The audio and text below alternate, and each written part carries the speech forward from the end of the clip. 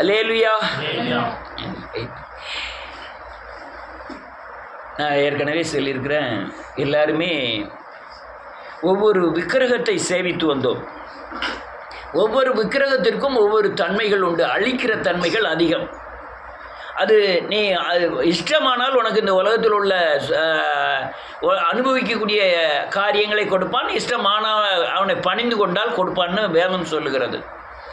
அப்படி தான் நம்ம சேவித்து கொண்டிருந்தோம். நம்மளை சின்ன பின்னமாக்கியது நமக்கு தெரியாமலே நம்ம கையை கொண்டு நம்ம கண்ணை குத்தியது. அல்லேலூயா. பல வேதனைக்குள்ளே, அதாவது நோய்களுக்குள்ளே, செய்வினைகளுக்குள்ளே, அல்லேலூயா, எவ்வளவுதான் அந்த உலகத்தில் செல்வம் இருந்தாலும் சமாதானமற்றவர்களாய், நிம்மதியற்றவர்களாய், திக்கற்றவர்களாய், பாதுகாப்பற்றவர்களாய் நாம் காணப்பட்டோம். இது விக்கிரகத்தின் பிடி. இந்த விக்கிரகத்தின் பிடியில் எல்லாம் கொடுப்பான், அநேகருக்கு சமாதானம் கொடுக்கறதில்ல. எல்லாம் ஒன்றுமே கொடுக்க மாட்டான். அப்படியே அவனை வேதனையிலேயே அந்த உலகத்தில் வாழ்க்கையை தள்ளிக்கிட வேண்டிய சூழ்நிலை எல்லாம் இருக்கும். நான் அநேக குடும்பத்தை சந்தித்திருக்கிறேன். சந்தித்த குடும்பங்களிலெல்லாம் ஒரு நிம்மதியற்ற, சமாதானமற்ற, ஒரு விடுதலையற்ற, பாதுகாப்பற்ற அந்த உலகத்தில் வாழ்கிறதை கண்டேன். நான் அப்படி தான் வாழ்ந்தேன்.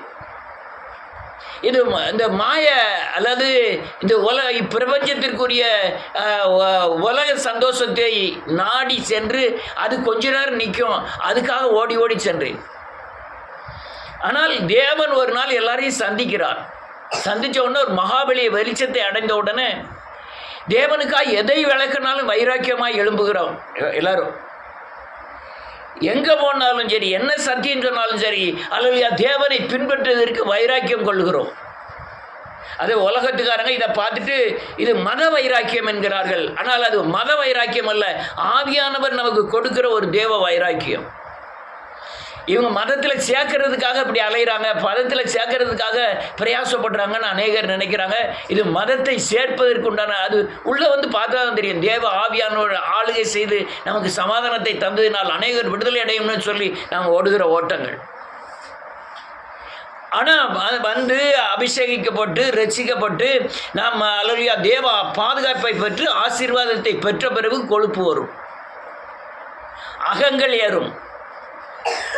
அல்லேலூயா. துணிந்து துணிகரம் செய்வார்கள், துணிந்து தேவனுக்கு விரோதமான பாவம் செய்வார்கள், துணிந்து தேவனை மறுதலிப்பார்கள். இதை நான் அநேக குடும்பத்தில் பார்த்துருக்கிறேன், நிறைய குடும்பத்தில் பார்த்துருக்கிறேன். அவங்க தேவனுக்குள்ளே வரும்போது பிச்சைக்காரனா, நோய்வாய்ப்பட்டு, செய்வனையில் கைகால் இழந்தவர்களாய், அல்லேலூயா, செய்வனையினால் குடும்பத்தை இழந்தவர்களாய், பிள்ளைகளை இழந்தவர்களாய் தேவனுக்குள்ளே வருவார்கள். வந்து இங்கே கொஞ்சம் வேதவசனத்தை கற்ற உடனே தேவாவியானவர் அவங்களுக்குள்ள அற்புத அடையாளங்களை செய்த உடனே, தேவன் ஆசீர்வதிக்க ஆரம்பித்த உடனே, சமாதானத்தை தந்த உடனே, அல்லேலூயா, தேவனை பின்பற்றாமல் இந்த உலகத்தை பயங்கரமாய் பின்பற்றுகிறவர்களாய், ஏன் சொல்ல போனால் இவங்க ரட்சிக்கப்படுவதற்கு முன்பாக பிசாசுக்குள் இருக்கும்போது இருந்த வைராக்கியத்தை காட்டிலும் இவர்கள் கிறிஸ்துவுக்குள் வந்த பிறகு உலகத்தில் உள்ள வைராக்கியத்தை நிறைய பேர்கிட்ட பார்த்துருக்கிறேன்.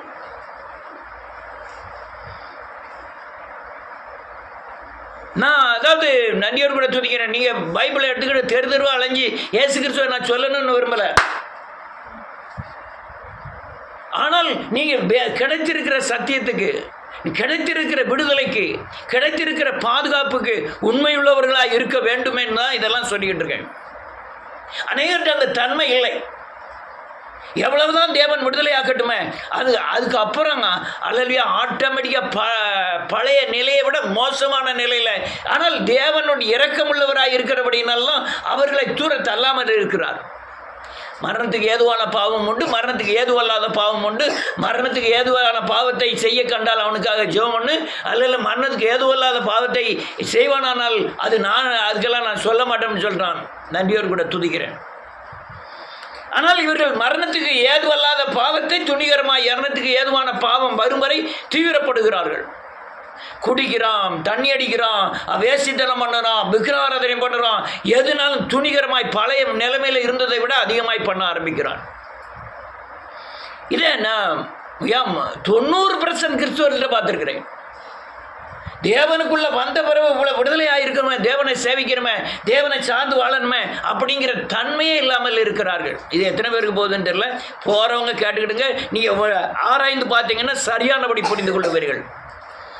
இது எல்லாமே இவங்க தேவனுக்குள்ள வந்த பிறகு இவங்களை தாக்குகிற அந்த பழைய விக்கிரகத்தின் தன்மை என்பதை உணர்ந்தேன். கானான் தேசத்திலே தேவன் இஸ்ரேல் ஜனங்களை மீட்கெடுக்கும் போது அங்க உள்ள விக்கிரகம் பார்வோனின் மூலமாய் அடிமைத்தனம் பண்ணி உணவு கொடுக்காம அற வைத்து கஞ்சி கொடுத்து வேலையை அதிகமாகி கொத்தடிமைகளாய் ஒவ்வொரு நாளும் சீரழிந்த வாழ்க்கை வாழ்ந்து கண்டிருந்தார்கள். அதே போலதான் நாமும் ரட்சிக்கப்படுவதற்கு முன்பாக அப்படிதான் இருந்தோம். ஒவ்வொரு ஆளும் தேவனுக்குள்ள எப்படி வந்தீங்கன்னு எனக்கு நல்லாவே தெரியும். உயிர் போகாதான் நினைச்சேன். ஆனால் தேவனுக்குள்ள வந்த பிறகு கொஞ்சம் நாள் ஆன பிறகு கொஞ்சம் வருஷங்கள் ஆன பிறகு இயேசு கிறிஸ்து என்னை ஒண்ணும் செய்ய மாட்டாருங்கிற துணிகரங்கள் எப்படி கொண்டு வந்தார்? கானான் தேசத்திலிருந்து எகிப்து தேசத்திலிருந்து இஸ்ரவேல் ஜனங்களை அந்த 10 தெய்வங்களும் 10 வாதைகளை கொடுத்து அடித்து அந்த தெய்வங்கள் செயலிழக்க பண்ணி அதுக்கப்புறம் அதை மேற்கொள்ளாதபடி 4 உபத்திரவங்கள் மட்டும்தான் இஸ்ரவேல் ஜனங்களை மேற்கொண்டது. மற்ற 6 உபத்திரவங்கள் மேற்கொள்ளாதபடி அவர்களை பிரித்து எடுத்தார். அப்படியே தான் நம்மளையும் எடுத்துட்டு வந்தாரு. ஒரு நேரம் இந்த அம்மஞ்சாமி நம்ம அடிச்சிருமோ பேய்ச்சாமி அடிச்சிருமோன்னு பயந்துருந்தோம். ஆனால் கிறிஸ்துக்குள்ள வந்தவர் அந்த பயமே இல்லை. அந்த சாமியை குறித்து எந்தவித பேய் நினைச்சு அது பயமே இல்லாமல் இருந்தோம். ஆனால் கிறிஸ்துக்குள்ள வந்த பிறகு வந்த துணிகரத்தை பார்த்தா எப்பா தாங்க முடியல. அநேகருடைய துணிகரம் தாங்கவே முடியல. எனக்கே எவ்வளவு சங்கடமா இருந்ததுன்னா ஜீவனை கொடுத்த கிறிஸ்துக்கு எப்படி இருக்கும்? இந்த விக்கிரகமானது அல்லேலூயா நன்றியோடு கூட துதிக்கிறேன், பயங்கரமான செயல்களை செய்கிறது. அவ கிறிஸ்துவுக்குள்ள நடத்துகிற ஊழியக்காரனையும் தாக்குகிறது. இந்த அந்த விசுவாசிகள் சேவிக்கிற பழைய விக்கிரகத்தின் தன்மைகள். நீங்க விக்கிரகத்து கோயிலில் போகல, அங்க போய் திருநார் பூசல, அங்க மணியாட்டில் போய் பார்க்கல. ஆனால் உங்களுக்குள்ள இருக்கிற விக்கிரகம் இயேசுவை காட்டிலும் வேற எதை சேவிக்கிற விக்கிரகம் ஊழியக்காரனை பயங்கரமாய் தாக்கும்.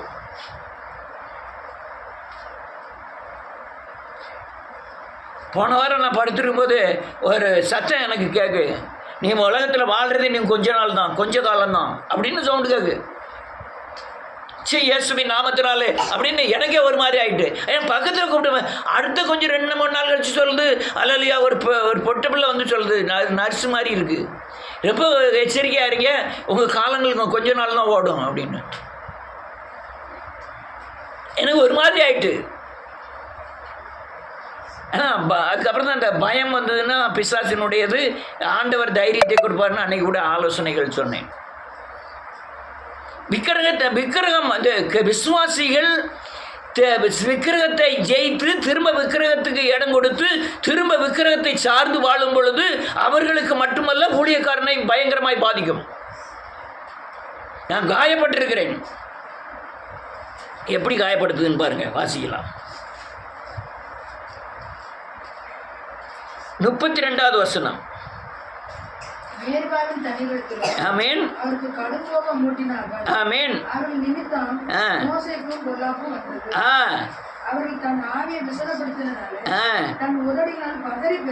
போதும். மோசே எப்படிப்பட்டவன்? 40 வருஷம் உருவாக்கப்பட்டவன்.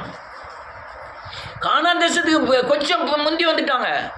இங்கே தண்ணி இல்லை, மாட்டுக்கு தண்ணி இல்லை, ஆட்டுக்கு தண்ணி இல்லை, குடிக்க தண்ணி இல்லை, கல்லை கொண்டு எரிய ஆரம்பிச்சிட்டான் மோசைய ஆரணையும் மோசையும்.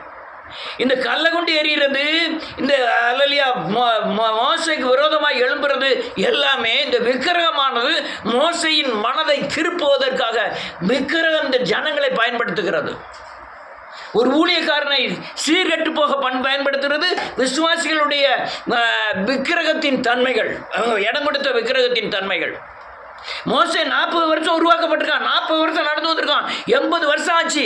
80 வருஷத்துக்கு அப்புறம் இவங்க தண்ணி கேட்காங்க, கல்லை கொண்டு எறிதாங்கன்ட்டு ஆண்டவர் சொன்னார், கூப்பிட்டு நீ இந்த மலையோடு பேசு, நீ பேசுனா தன்மையிலேருந்து தண்ணி வரும்னு சொன்னார். இவங்க கல்லை கொண்டு எறித பார்த்தானே தவிர கர்த்தர் தண்ணி தருவாருங்கிறது அந்த விசுவாசமே அவனை இழக்க வச்சுட்டு அந்த விக்கிரகம் இழக்க வச்சதுனால பேசக்கூடியவன் அடிச்சிட்டான். இதில் என்ன இருக்கு? இவர்களுடைய குடைச்சல்னால அவன் பதறி பேச ஆரம்பிச்சிட்டானா.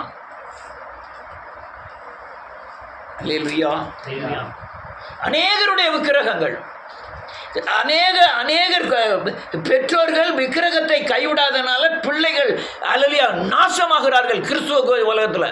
நீங்கள் எப்படி நீங்கள் கண்டுபிடிக்கிறீங்களே எனக்கு தெரியல. இந்துக்காரங்களை காட்டிலும் இஸ்லாமியர்களை காட்டிலும் கிறிஸ்தவர்கள் இந்த தன்னுடைய பிள்ளைகளை நேரடியாக அல்லையா விக்கிரகங்களுக்கு பலியிட ஆரம்பிக்கிறார்கள். குடிகாரர்களாய், குடும்பத்துக்கு அடங்காதவர்களாய், அல்லையா காதல் திருமணம் பண்ணுகிறவர்களாய், நிலையற்றவர்களாய், சீர்கேட்டு உள்ளவர்களாய் கிறிஸ்துவ பிள்ளைகள் மாறுவதற்கு காரணம் பெற்றோரே. மோசையே 80 வருஷம் உருவாக்கின பிறகு அவன் தேவனுடைய சத்தத்தை கேட்காம இவருள்ள பேசுறதுனால பதறி பேசி இவன் கானான் தேசத்துக்குள்ளே போக முடியாமல் போயிட்டு மோசே கூப்பிட்டு சொல்றாரு, நீ பேசுனதுனால நீ கானான் தேசத்தில் நீயும் போக மாட்ட, இந்த ஜனங்களும் போக மாட்டாங்கன்னு கர்த்தர் சொன்னார். அல்லேலூயா. அடுத்தல என்ன நடக்கு பாருங்க. அடுத்தல அழிக்கல,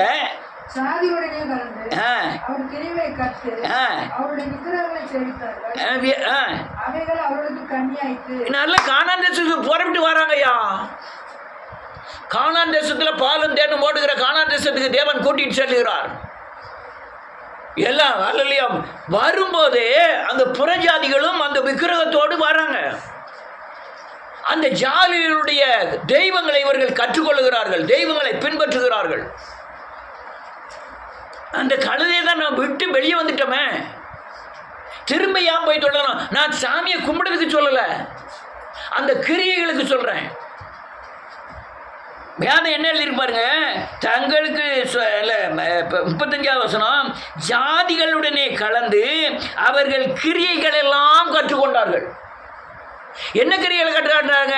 நடிப்பு, பக்தி ஆயிரி, ஆனால் பக்தியில் இருக்காத. உண்மையா இருக்க மாதிரி ஏறி ஆனால் உண்மையா இருந்துடாத. தேவனை பின்பற்றுக மாதிரி ஏறி ஆனால் பின்பற்றாத. இது எங்க உள்ள தெரியுமா? அங்க புறஜாதிகளுடைய நடிப்புகள். கிறிஸ்துவர்கள பெரும் பகுதி தான். அதாவது நான் ஜெபம் பண்ண மாட்டேன், தேவனை பிரயாசப்பட மாட்டேன், ஆனால் கர்த்தர் என்னை ஆசீர்வதிக்கணும், என்னை பாதுகாக்கணும், என்னை வாழாக்காமல் தலை. எந்த நாட்டிலேயா நடக்கும்?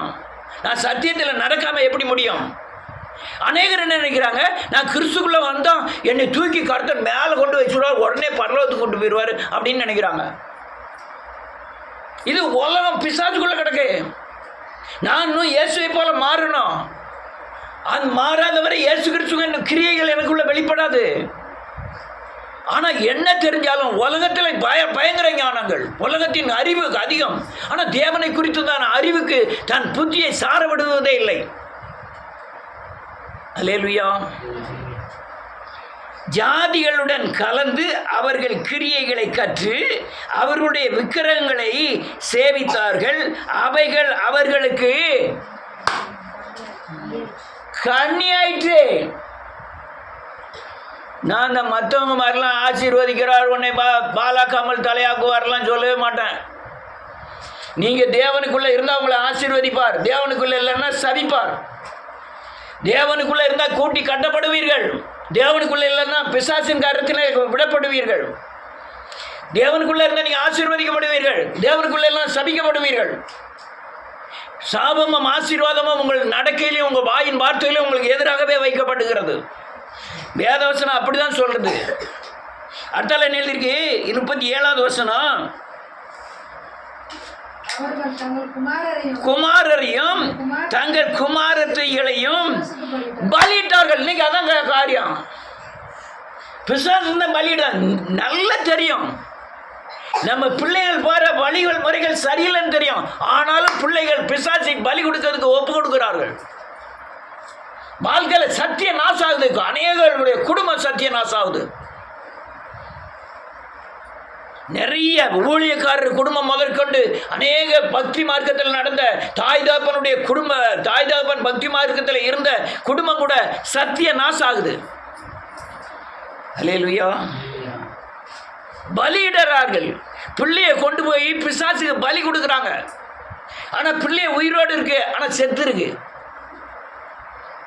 குமாரத்திகள் அங்கே சரீரத்தை பலியிட்டாங்க, இங்கே ஆவியை பலியிடுறாங்க.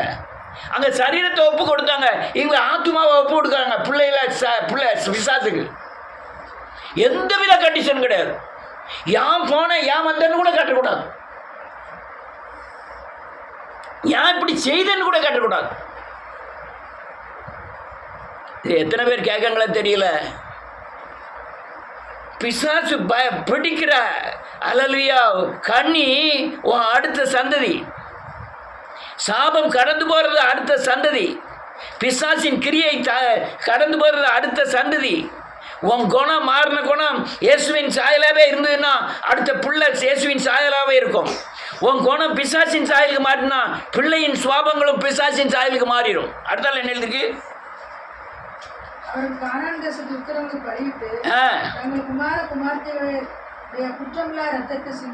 சிந்தினார்கள். நல்ல கழுங்க இன்னைக்கு அதான் கதி. அல்ல இன்னைக்கு உலகம் பூரா எந்த பிள்ளைகளும் தாய் தாப்பனுக்கு கட்டுப்படுவதே கிடையாது. நீ தேசத்தில் எங்கனாலும் போய்விடுங்க, தீட்டுப்பட்டுட்டு. கிறிஸ்துவ உலகம் என்னைக்கு பிள்ளைகளை தாறுமாறா வளர்க்க ஆரம்பிச்சாங்களோ அப்பவே தேசம் எல்லாம் தீட்டுப்பட்டுட்டு. பெற்றோர்கள் நீங்கள் போய் காதலிச்சு மாப்பிள்ளையை கொண்டு வாங்க. பெற்றோர்களை கூப்பிட்டு சொல்லலாம், ஏமா நீ எத்தனை பேர் நீ காதலிச்சாலும் இங்கே நம்ம இடைக்காலில் உள்ளவங்க இந்துக்காரங்களை சொல்கிறேன். அதே இதில் தான் கிறிஸ்துவத்திலையும் இருக்கு. நீ என்ன தப்பு பண்ணாலும் நான் ஏற்றுக்கிட்டேன். நீங்கள் வேசித்தனம் பண்ணால் உங்கள் குடும்பமே லாஸ் ஆயிரும், உங்கள் சந்ததியே லாஸ் ஆயிரும். அது கிறிஸ்துவங்களுக்கு தெரியும். ஆனால் அப்படியே ஃப்ரீயாக விட்டு விடுவான். உன் பிள்ளையின் கற்பை பாதுகாக்க வேண்டியது உன் கடமை அப்படின்னு வேதம் சொல்லுது. ஆனால் இப்போ வளர்க்கிற பிள்ளைகள் எந்தவித பாதுகாப்பும் கிடையாது, எந்தவித ஆலோசனையும் கிடையாது, எந்தவித கண்டிஷனும் கிடையாது. 5 வயசு பிள்ளைக்கு சினிமா நடிகை மாதிரி ட்ரெஸ் பண்ணி கூட்டு வரோம் சர்ச்சுக்கு. அரகுற ட்ரெஸ். அதே இது 18 வயசு 20 வயசு ஆகும்போது அதே அரகுற ட்ரெஸ்ஸில் தான் அலையுது. அது பிசாசு கண்ணி வச்சுட்டு இருக்கான். இது என்னது தெரியுமா? இது வெளிப்புற கிரியைகள், உள்புற கிரியைகள் சொன்னா இந்த பிள்ளையை கொண்டு போய் அந்த பிசாசுக்கு என்ன செய்றாங்க? பலி கொடுக்குறாங்க. இது பலி, நம்ம ஆட்டோமேட்டிக்காக பலி கொடுக்கறது. அல்லேலூயா, பலி கொடுக்கறது. என் அண்ணன் அவனுக்கு 3 வயசு தான் இருக்கும். இவன் நல்லா தண்ணி அடிப்பான். இல்லை நீ தண்ணி இவனை மாதிரி போயிடுற, நீ தண்ணி அடின்ட்டு சில ஊற்றி அவனுக்கு கொடுத்து அவன் நம்புறதை இவன் பார்க்கறது. இவ்வளோ வயசு பையனு அவன் குடல் பிளக்குமா, இறப்பை பிளக்குமா? இது நம்ம தண்ணி தானே குடிக்க தானே நினைக்கிறோம். இது பிசாசுக்கு என்ன ஆகுது? பலி கொடுக்குறாது, பலி கொடுக்குற காரியங்கள். இவன் இந்த இவ்வளோ பேர் பையன் தண்ணி அடிச்சிருக்கல நம்பி விழும்போது எப்படி இருக்கும்? அதை பார்த்து சிரிக்குது அவன். ஆஹா என் பையன் அப்படியே லம்பு தான் அப்படின்னுட்டு. அதுலேயும் சில மூடர்கள் நான் போய் தண்ணி அடிச்சோம்னா ஒரு ஆப்பை வாயை வைக்காமல் கடக்க மூதேவி உன் சரீரம் தான் வம்ப போகுது. அதை பற்றி ஒன்றும் இல்லை.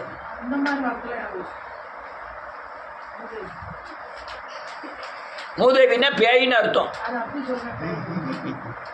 நீ ஊழியெல்லாம் பேசாத.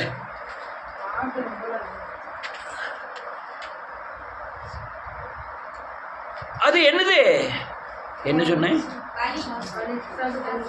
பலி கொடுக்குறோம். அடுத்த என்ன எழுதிருக்கு? கிரியைகளினாலே செய்கைகளை, அந்த செய்கைகளினாலே அவர்கள் எல்லாருமே சோரம் போனார்கள். பிள்ளைகள் சர்ச்சில் வேதவசனங்களை வாசிக்கணும், வேதவசனங்களை இப்படி நடக்கணும், தேவனுக்கு பயப்படணும், அப்படிலாம் போதிச்சேன்னா நீ சொத்தே சேர்க்க வேண்டாம். நீ பல கோடி சேர்த்து வைங்க. ஆனால் சர்ச்சில் பிள்ளைகளை ஏறக்கு மாதிரி விட்டீங்கன்னா எவ்வளவு சொத்து சேர்த்து வச்சாலும் அது பாதுகாக்காது. எவ்வளவு சொத்து சேர்த்து வச்சாலும் அது பாதுகாக்காது. அந்த கர்த்தருக்கு பயப்படுத, கர்த்தருக்கு பின்னால் தேவ பிரசன்னம் மட்டும்தான் அந்த உலகத்தில் பிசாசின் பிடிகளிலிருந்து உங்களை பாதுகாக்கும். அல்லேலூயா. இது எங்க உள்ள விக்கிரகம் தெரியுமா?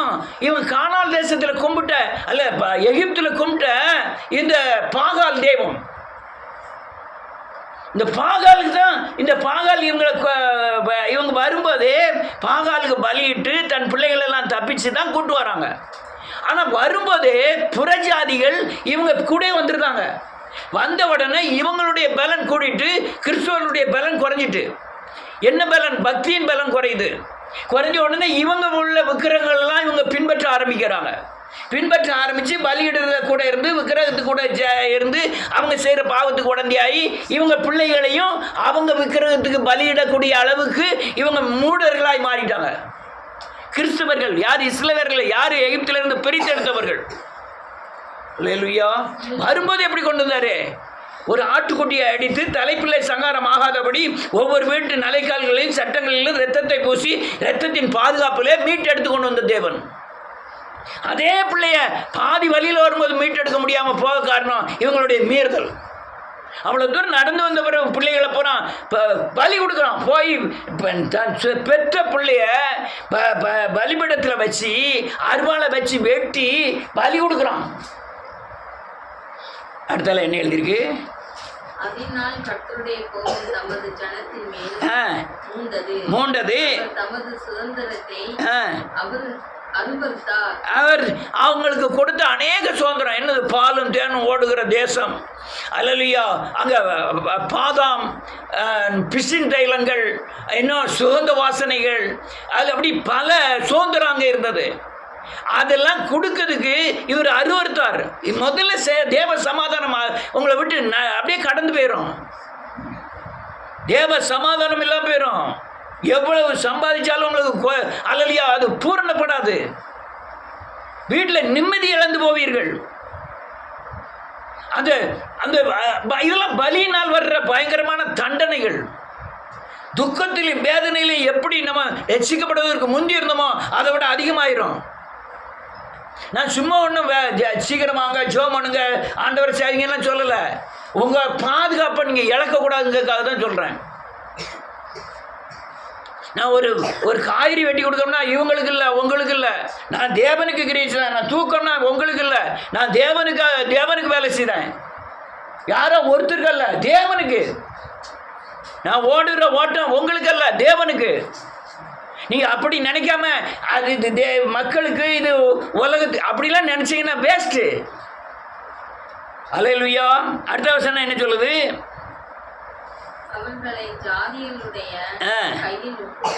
ஆமென். இதுதான் பிரச்சனை. அவருடைய ஜாதிகள் தான் அடுத்த சந்ததி. அவங்க அப்படியே பிசாசின் கையில் ஒப்பு கொடுத்தார். நீங்கள் பாளையங்கோட்டையில் போய் எத்தனை பேர் பாருங்க, நித்திய சாவு. நிறைய பேர் பார்த்தேன், நித்திய சாவு. இன்னும் ஒருபடி சொன்னால் எழுப்புதலில் உள்ள விடுதலையை நான் அநேகத்தை பார்க்கவே இல்லை. வேதனை வேதனை, நித்திய சாவு. அல்லேலூயா. நித்திய சாகு. பக்கத்து வீட்டெல்லாம் கிறிஸ்டின் தான், அடுத்த வீட்டெல்லாம் கிறிஸ்டின் தான். பார்க்க அவங்க வீட்டு வாழ்க்கையெல்லாம் வாழ்க்கையா? அது வாழ்க்கையா? பக்கத்து வீட்டில் கணவர் இல்லை, 2 பிள்ளைகள் இருக்குது, அது தாறுமாறாக நடக்கு. கிறிஸ்டின். அதுக்கு அடுத்த வீட்டிலலாம் கணவன் அடுத்த தெருவில் வாடகைக்கு இருக்காரு, இந்த அம்மா இங்கே இந்த தெருவில் வாடகைக்கு இருக்குது. இது ஒரு பையனை வச்சு குடும்பம் வாழ்ந்துக்கிட்டு இருக்கு. அவரு அவள் அம்மா கூட வாழ்ந்துக்கிட்டு இருக்காரு. எந்த வீடு? கிறிஸ்டின் வீட்டை சொல்கிறேன். எங்கள் அந்த வீட்டம்மா என்ன சொல்லுது? ஆண்டவர் ஆண்டவர் ஆண்டவருக்காய் வயிறா. இது பூரா துட்டுக்காக. வந்துட்டு இந்த சைடு பார்த்தீங்கன்னா ஆண்டவரே இல்லை, என் மக செத்ததே ஆண்டவர்னால தான், ஆண்டவரே எங்கே இருக்காரு ஆண்டவர் அப்படின்னு சொல்லிக்கிடுது. சொன்னார் ஐயா, சொன்னதா? ஆண்டவர்லாம் கும்பிடப்படாதியா அப்படின்னுட்டு. அப்போ என்ன நடிப்பு, என்ன சமாதானம் இருக்கு? ஹல்லேலூயா. சமாதானம் இல்லை. நம்முடைய சந்ததி நாம் பாதுகாக்கப்படணும்னா, நான் ரட்சிக்கப்படுவதற்கு போது என்ன வைராக்கியத்தோடு தேவனை சேவித்தேனோ அதே வைராக்கியம் குறையாதபடி தேவனைக்குள்ளே பாதுகாத்து கொள்ளப்பட வேண்டும். பாதுகாத்துக்கிட்டு தான் உங்கள் எதிர்கால சந்ததிகள் ஆசீர்வதிக்கப்பட்டிருக்கும். உங்கள் எதிர்கால சந்ததி இது இன்னையோடு போகக்கூடிய காரியம் இல்லை. நான் இருக்கேன், என் மனைவி இருக்குது, என் பிள்ளைகள் இருக்குது, பிள்ளைகளுடைய பிள்ளைகள் இருக்குது, அதுக்கப்புறம் பிள்ளைகள் இருக்குது. அந்த சந்ததி பாதுகாக்கப்படணும். உலகம் கொடிய அழிவை நோக்கி ஓடிக்கிட்டு இருக்கு. நாளைக்கு சிலிண்டர் கிடைக்கலைங்கிற மாதிரி இருக்குது. இதில் எப்படி வாழப்போகிறோம்? உங்கள் அந்த பாசம் கொஞ்சல் கொலாவெல்லாம் வீட்டோடு வச்சுக்கணும். வீட்டில் கூட வச்சுக்கிடக்கூடாது. தேவனுக்குள்ள வைராக்கியமாக இருக்கக்கூடிய இடத்துல வைராக்கியமாக இருக்கணும். தேவனை சேவிக்க வைக்க இடத்துல சேவிக்க வைக்கணும். அல்லேலூயா. அநேகர் ஆரோனுடைய பிள்ளைகள் அப்படியே லாஸ் ஆகிட்டு, மோசே எப்படி பிள்ளைகள் எங்கே போனாங்கன்னு தெரில.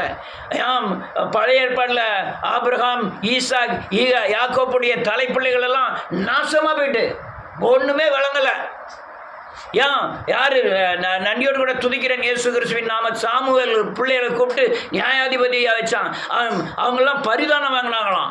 உடனே நியாயாதிபதி வேண்டான்ட்டு தான் ராஜாவே ஏற்படுத்தினார்கள். ஏன்? பிள்ளைகளுடைய வாழ்க்கை ரொம்ப போக காரணம் பெற்றோர்கள் திரும்ப விக்கிரகத்தை போய் விக்கிரகத்தை சேவிக்கிறதுனா. பெற்றோர்கள் வைராக்கியமாக தேவனை சேவித்தா அவங்க சந்ததி ஆசீர்வதிக்கப்படும். 1000 தலைமுறை இரக்கம் செய்கிற தேவன். கற்பனை கட்டளைகளை கைகொள்ளுகிறவர்களுக்கு 1000 தலைமுறை இரக்கம் செய்வேன்னு வேதம் சொல்லுது. ஹல்லேலூயா. கர்த்தருக்கு பயப்படுகிற பயம் ஜீவ ஊற்று. கர்த்தருக்கு பயப்படுகிற மனுஷன் ஆசீர்வதிக்கப்பட்டிருப்பான். கர்த்தருக்கு பயப்படுகிற மனுஷன் செழிப்பான். அவன் உயர்ந்த அடைக்கலத்தில் வைக்கப்படுவான். கர்த்தருக்கு பயப்படுதலை ஞானத்தின் ஆரம்பம். அடுத்த வசனம் என்ன சொல்லுது? அவர்களுடைய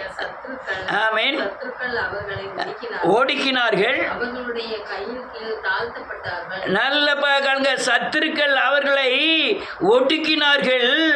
அவர்களுடைய கையின் கீழ், யாருடைய கையின், யார் அடிமையா இருந்தாங்களோ அவருடைய கையில இங்க இஸ்ரவேல் ஜனங்கள் ஒடுக்கப்பட்டார்கள். அல்லேலூயா. விசேஷமானவன் கிறிஸ்தவன். கிறிஸ்தவன் ஒரு மனுஷன் 1000 பேரை தூக்கி எடுக்கக்கூடியவன். இன்னைக்கு 1000 பேருக்கு ஒடுக்கப்பட்டவனாய் காணப்படுகிறான். நீங்கள் இங்கே ஒவ்வொரு பகுதியும் பார்த்தீங்கன்னா கிறிஸ்தவர்கள் நெருக்கப்படுறதை பார்த்தா ஐயோ இவங்க ரட்சிக்கப்படாமல் இருந்தால் நல்லதுங்க மாதிரி தெரியுது.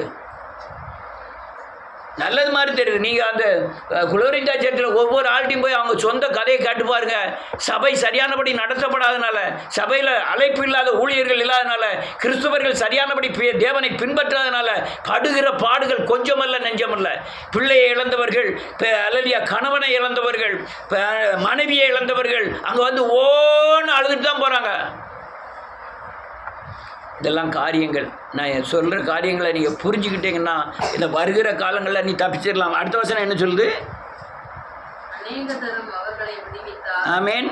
அவர்களோ தங்கள் யோசனையினால் அவருக்கு விரோதமாக கலங்கம் பண்ணி தங்களுடைய அக்கிரமத்தினால் சிறுமைப்படுத்தப்பட்டார்கள். என்ன எழுதிருக்கு பாருங்க. அநேக தரம் அவர்களை விடுவித்தார். அவர்களோ அந்த அல்லலியா விடுவித்ததெல்லாம் மறந்துட்டு தங்கள் யோசனையினால் அவருக்கு விரோதமாக கலகம் பண்ணி தங்களுடைய அக்கிரமத்தினால் ரொம்ப சிறுமைப்படுத்தப்பட்டார்கள். அல்லேலூயா. ரொம்ப சிறுமைப்படுத்தப்பட்டார்கள். நினைச்சு பார்த்துக்கிடுங்க. நீங்கள் ஆதியில் கொண்ட அன்பை எங்கே விட்டா எனக்கு வேற ஆண்டவர் சொல்றாரு. ஆனால் ஆதியில் கொண்ட அந்த பக்தி வைராக்கியத்தை இருக்கா இல்லையான்னு யோசனை பண்ணிக்கிடுங்க. நீங்கள் பாதுகாக்கப்படணும்னா தேவனை சார்ந்து வாழ்வதை தவிர இந்த உலகத்தில் எந்த வழியும் கிடையாது. பணமும் பராக்கிரமும் தோற்று போகும்னு வேதம் சொல்லுது. பலத்தினாலும் அல்ல, பராக்கிரமத்தினாலும் அல்ல, தேவனுடைய ஆவியினால் மட்டுமே ஆகும். உங்களுக்கு ஏகப்பட்ட பணம் இருந்து சமாதானம் இல்லாத வாழ்க்கை செத்த வாழ்க்கை. ஒன்றுமே இல்லாமல் இருந்து தேவ சமாதானத்தோடு தேவனுடைய வாழ்கிற வாழ்க்கை தான் அதிகமான செல்வத்தை பெற்ற வாழ்க்கை. நல்லா புரிஞ்சுக்கிடுங்க. விசுவாசத்தினாலே உலகத்தை ஜெயிக்கிற வாழ்க்கை தான் உன்னதமான வாழ்க்கை. ஆனால் விசுவாசம் இல்லாமல் எவ்வளவுதான் சொத்து சுகம் இருந்தோம் அனுபவிக்க பலன் இல்லாமல் இருப்பது இந்த வேதனையோடு வாழ்வதெல்லாம் கிறிஸ்துவ ஜீவியமும் அல்ல, உலக சமாதானமான வாழ்க்கையும் அல்ல. நல்லா புரிஞ்சுக்கிடுங்க. இங்கே நான் இப்போ சொன்னது பூராமே கானான் தேசத்திலிருந்து அல்லலியா எகிப்துக்கு இஸ்ரவேலர்கள் பிரித்தெடுக்கப்பட்டு அவங்க திரும்ப அந்த கானான் தேசத்தில் புறஜாதிகளுடைய ஆலோசனையின்படி நடந்தது தான் இந்த இதில் எழுதப்பட்டிருக்கு. நம்மளோடு ஒப்பிட்டு சொன்னேன். நம்ம இந்துலேருந்து கிறிஸ்துவத்துக்கு வந்திருக்கிறோம். வரும்போது இருந்த வைராக்கியம் குறையும் போது நாம் இவர்களை காட்டிலும் அதிகமாய் தண்டிக்கப்படுவோம். நாம் தண்டிக்கப்படுவது மட்டுமல்ல, நம்முடைய பிள்ளைகள் அதிகமாய் தண்டிக்கப்படுகிறது என்று வேதம் சொல்கிறது. அவங்களுக்கு அறியாமலே அந்த பிள்ளைகளை விக்கிரகத்துக்கு பலியிடுறாள்னு நீங்கள் வேதத்தில் வாசிக்கலாம். அதனால் இதெல்லாம் காரியம். நான் இதை சொல்லாதிருந்தால் மோசே எப்படி அல்லேலூயா தண்டிக்கப்பட்டானோ அதே மாதிரி நான் தண்டிக்கப்படக்கூடாது என்பதற்காக தான் இந்த வார்த்தைகள் எல்லாம் வைராக்கியமாக உங்கள்கிட்ட சொல்லிகிட்டு இருக்கேன். நான் இப்போ என்கிட்ட ஒன்றுத்து உங்கள் முன்னால் வச்சுட்டேன். கை கொள்ள வேண்டியதும் கை கொள்ள முடியாததும் உங்களுடைய கரத்தில் இருக்குது. கை கொண்டீங்கன்னா உங்கள் சந்ததியை பாதுகாப்பீர்கள். கை கொள்ளலைன்னா உங்கள் சந்ததியை பாதுகாக்கிறது இந்த உலகத்தில் எந்த சக்தியும் இல்லை. அல்லேலூயா. இதெல்லாம் காரியங்கள். அதனால் புரிஞ்சுக்கிடுங்க. கடைசி நாட்களில் கர்த்தர் உங்களோடு இருப்பாராக. நம்ம விக்கிரகத்தின் பிடியிலிருந்து வெளியே வந்திருக்கோம். அது சாதாரண விக்கிரகம் இல்லை. உங்கள் தலைமுறைக்காக உங்களை பின்பற்றுகின்ற விக்கிரகம். கொஞ்ச நாள் இயேசு கிறிஸ்துவை பின்பற்றினோம், சமாதானத்தை அனுபவித்தோம். திரும்ப அதே விக்கிரகத்தின் சாயலுக்கு மாறினோமே ஆனால் கர்த்தரும் கைவிட்டுருவார். அல்லது அதுக்கப்புறம் அந்த பலன் உங்களுக்கு இல்லாமல் இருக்கும். விக்கிரக பிடியிலிருந்து நீங்கள் விடுதலை அடைய முடியாத ஒரு பலவீனங்களை நீங்கள் காணக்கூடாதபடி எப்பவும் வைராக்கியமாய் வாஞ்சையாய் அக்னியாய் அவரை பின்பற்றுவது ரொம்ப நல்லது. அனல் எப்பமெல்லாம் குறையுதோ அப்போ பிசாசு உங்களை மேற்கொள்வான். அனல் குறையாதபடி உங்களை பக்தியின் மார்க்கத்தில் நீங்கள் நடக்க வேண்டிய காலகட்டத்தில் இருக்கும். கடைசி காலமாக இருக்குது. உலகம் பூரா யுத்தங்களையும் செய்தியும் கேட்டுக்கொண்டு இருக்கீங்க. இது வேதனைக்கு ஆரம்பம்னு சொல்லுது. அதனால் தேவ பக்தியுடன் நடந்து இந்த பூமியில் தேவனோடு சார்ந்து தேவனோடு வாழ்ந்து நாம் பாதுகாத்து கொள்வோம். கர்த்தர் உங்களை ஆசீர்வதிப்பாராக. எல்லாரும் இழந்திருப்போம்.